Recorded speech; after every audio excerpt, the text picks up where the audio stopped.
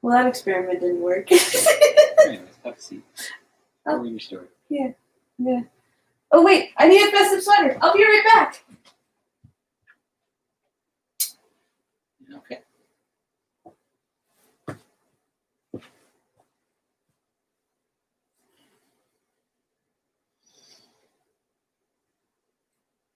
It's currently only 80% festive.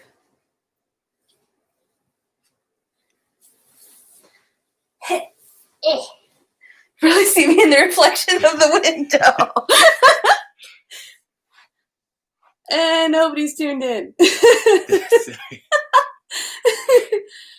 Oh, this is awkward. That's probably for the best. It's probably for the best. Strong start, bud.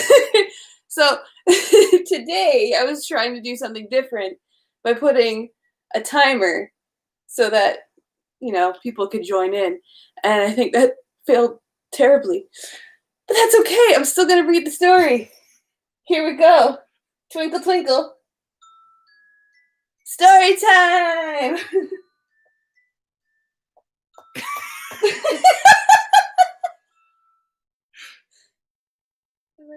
Shut up! Smash it on something. Whack! Hit it with a rock. Okay, so I tried to do that experiment and it didn't work, but that's okay. We learn as we go, and that's the joy of live programming. So today, for day 11, we have Pinocchio, the perfect gift. I hope that that 2-minute stint is a good amount of time for people to join in, but I'm just going to jump into today's story. I catch my breath after I ran and grabbed my sweater, so I hope you enjoyed that. Okay. Christmas was just a few days away. Geppetto, the woodcarver, was busy in his workshop making toy soldiers and pretty dolls for the boys and girls of the village. There seemed to be more toys than usual to carve and paint this year. I hope I get all the toy soldiers made in time, he thought, working as quickly as he could. Geppetto's son Pinocchio wanted to help his father. He knew that Geppetto worked harder during the Christmas season than any other time of the year.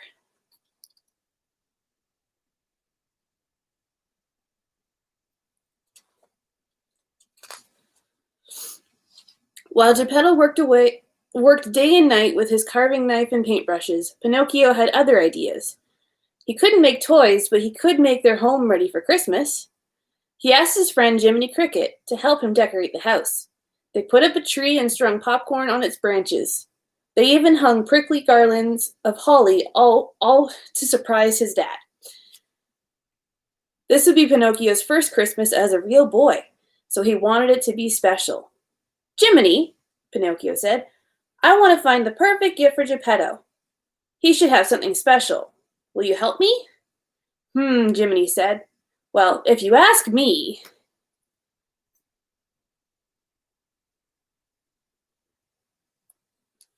If you ask me, maybe he would like a new knife to carve with, Pinocchio suggested. Though he worried he might not have enough money for that. What about some warm gloves? He could use them when he goes out on cold nights to deliver his toys.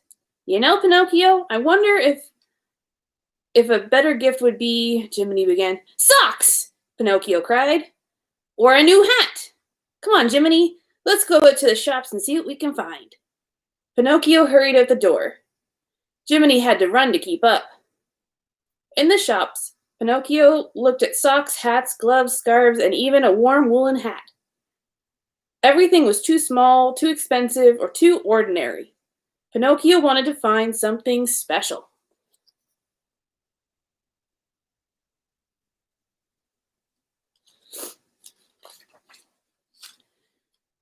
By Christmas Eve, Pinocchio still hadn't found the perfect gift for Geppetto.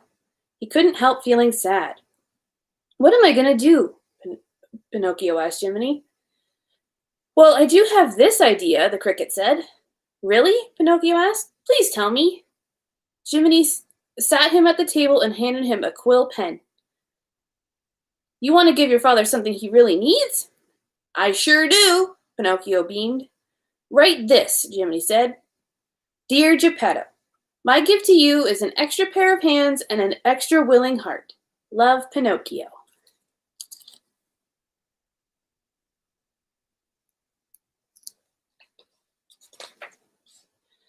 When Pinocchio finished writing, he looked up at Jiminy. Now what? Now you put the note in here. Jiminy held out a box. Pinocchio dropped the note in. Then Jiminy wrapped the package with bright paper and a big bow. Geppetto will be very happy with this gift, Jiminy said. But it's just a scrap of paper, Pinocchio said. What sort of gift is that? Jiminy smiled. You might be surprised.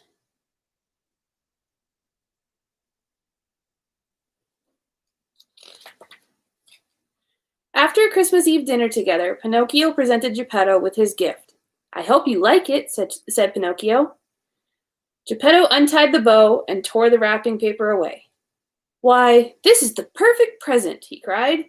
I could use an extra pair of hands in my workshop. How did you know, Pinocchio? Pinocchio smiled. Jiminy had been right. He was surprised at how much joy his simple gift brought to his father. I'm glad to help, Pinocchio said. I can start right now if you want. Pinocchio went to Geppetto's workshop. He swept up the wood shavings and boxed and wrapped a few toys. He made labels for each box so that Geppetto would know which child each gift was for, and the two of them made a perfect team.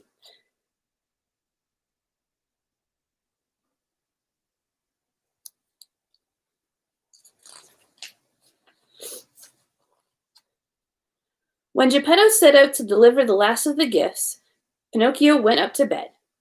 He was tired after helping his father all night. As he drifted off to sleep, he promised himself he would help out more often. That night, the Blue Fairy appeared.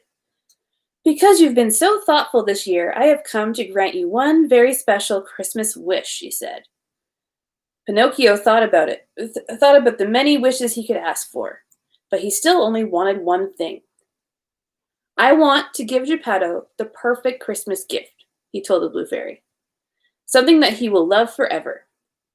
The Blue Fairy smiled. She knew just what the perfect present would be. You are a very kind and loving boy, Pinocchio, she said. I'm sure Geppetto will treasure this gift for years to come.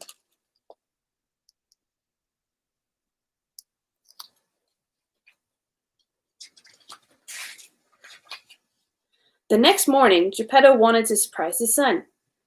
It was his greatest wish to make Pinocchio's first Christmas special. Geppetto went to place his gifts for Pinocchio under the tree. When he looked at the tree, he gasped. A wooden puppet hung from the branches. It wore a pair of red dungarees and a red feather in its cap. It looked just like his son. My dear Pinocchio, Geppetto said with a smile. It looked just like a puppet he had made a long time ago. He thought back to the lonely night when he had made a wish on a wishing star. He'd hoped that that puppet he was making would turn into a real boy, a boy he could love. The Blue Fairy granted his wish, and Pinocchio, the wooden puppet, had turned warm and loving. He'd become Geppetto's son.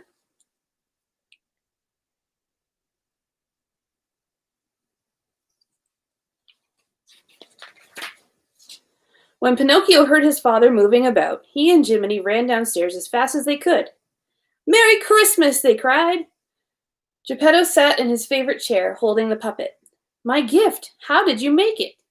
Pinocchio stared at the copy of the puppet. He'd been just like that once, he smiled. He'd been just like that once. He smiled. The Blue Fairy had chosen the perfect present for his father. Puppet Pinocchio was my favorite creation, Geppetto said. Oh, how I've missed him.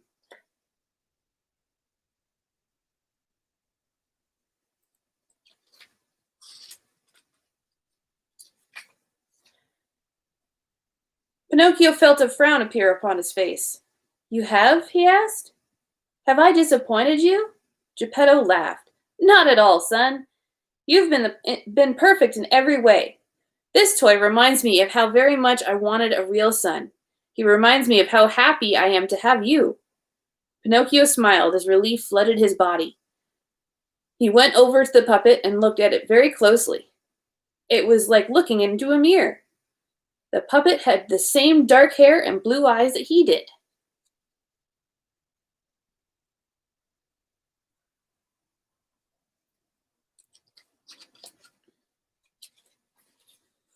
Geppetto started dancing with the puppet and singing. Geppetto looked at his son and said, "No one has ever thought to give me a toy of my own to play with before. You understand how much I love toys, Pinocchio. Thank you." Pinocchio went over and danced beside the puppet that looked so much like him. Geppetto held out the strings for Pinocchio so that he could try and make the puppet dance for himself. It was difficult because the puppet was the same size as Pinocchio, but he didn't care. He was happy to share this moment with his father.